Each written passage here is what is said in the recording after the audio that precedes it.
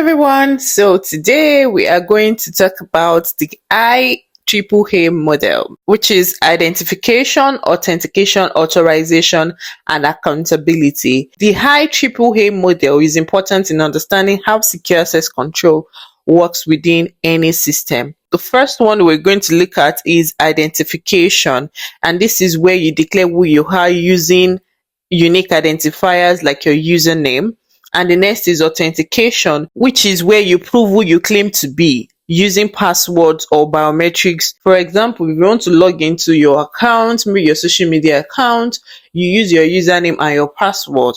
Your username is the identification. Why your password, when you put in your password, you are getting authenticated. Then we have authorization. Authorization defines what you can do within the system. You can log in with your username and your password into a system, but there might be limitations to what you can do. And when I worked in a pharmacy, the account that the pharmacist had was different from the account that the pharmacy technicians had. So there were some privileged things that the pharmacists will be able to do, like change stock levels. And that's because like maybe after we've done some stock taking, we are trying to correct the stock levels based on what we've counted. A pharmacist is able to do that, but the farm technician is not authorized to. So that is what authorization is. And you need to know this because it's something that can come up in the exam. Identification is identifying, oh, okay, this is Temitope.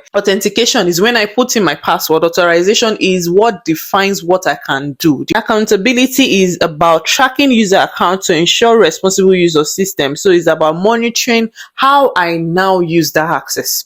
So it's not just about giving me access and say, oh, okay, you can do this, you have privileged access level. There also has to be accountability. And that's where like we measure, we audit the permission we're giving people.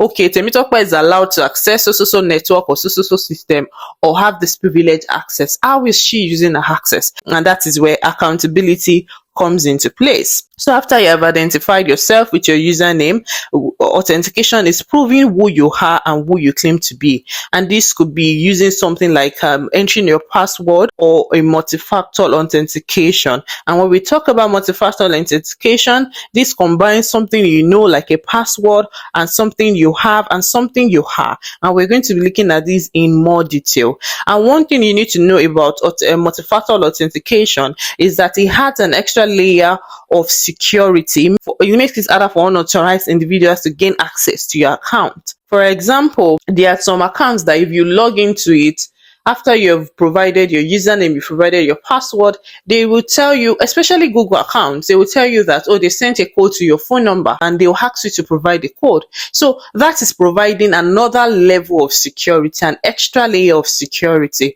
Because if someone is able to get your username and your password, if they don't have your phone, they will not have access to that code. And by that, they will not be able to take over your account. So authorization is what defines user permissions. It defines what you can have access to or perform within a system. So for example, a manager may have access to more resources than an intern, like the example I gave the other time. A pharmacist had more access than a pharmacy technician, depending on the role. Also, and that's where role-based access control comes into place. And this is assigning permissions based on user roles, like based on your role within the organization. Your access level or your permissions level differ. One security principle you need to note is principle of least privilege, and this is where you give people only the access they need to do their job. So if Temitope is a pharmacist, you give her only what is required to do her job. Okay, Temitope, she needs to make sure the stock levels come to par. You give her access based on that. So the principle of least privilege is giving people the access they require to do their job, nothing more, nothing less. Accountability is about tracking what the user is using their access to do to ensure responsible behavior.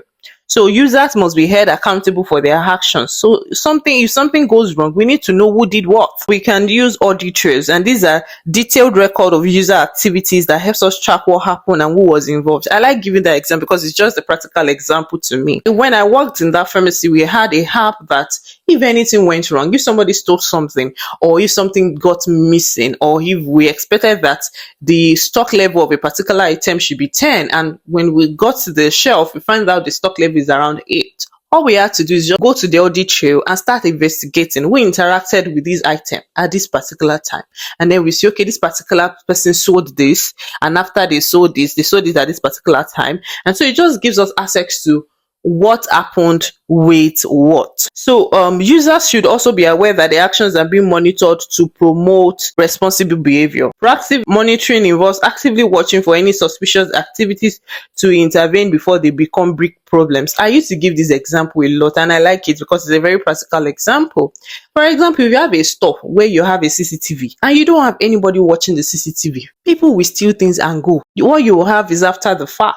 Let's say you have that CCTV and you have assigned somebody to watch what is going on within your store in real time. Imagine if somebody comes in to steal anything. Whoever is on the CCTV would see that person and can notify people in the store, hey, check the person on floor 4.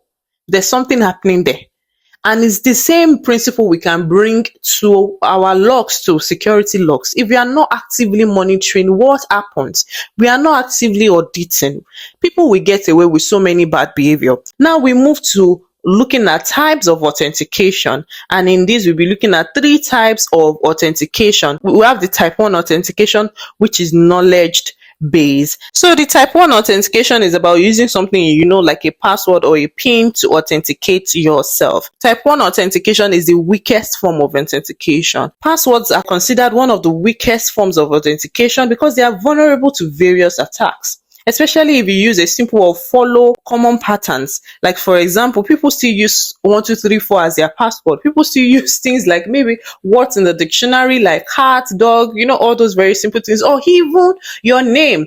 People use their surname as passwords. People use their birthday, common knowledge, as their password, and that's why it's weak. Your name is on LinkedIn, your name is on Twitter, your name is on Instagram. That's your password in the open. And if they're able to get hold of that, they can get into your account. Passwords can be stolen through data breaches, phishing attacks, and once they are stolen, they can be used to gain unauthorized access to user accounts. For example, if you use the same password for multiple services, let's say you use the same password you used on Instagram, you use the same password you used on LinkedIn, on so many accounts like that. If they're able to get just one account, they can try those password on every other account. Many users, they still create weak, easily guessable password, or they reuse the same password across multiple accounts, like in the example I previously explained, and this increases the risk of compromise. Also, having a password that never expires can be risky. So we want to enforce regular password expiration date. Enforcing regular password expiration date is one way to mitigate the risk of stolen or compromised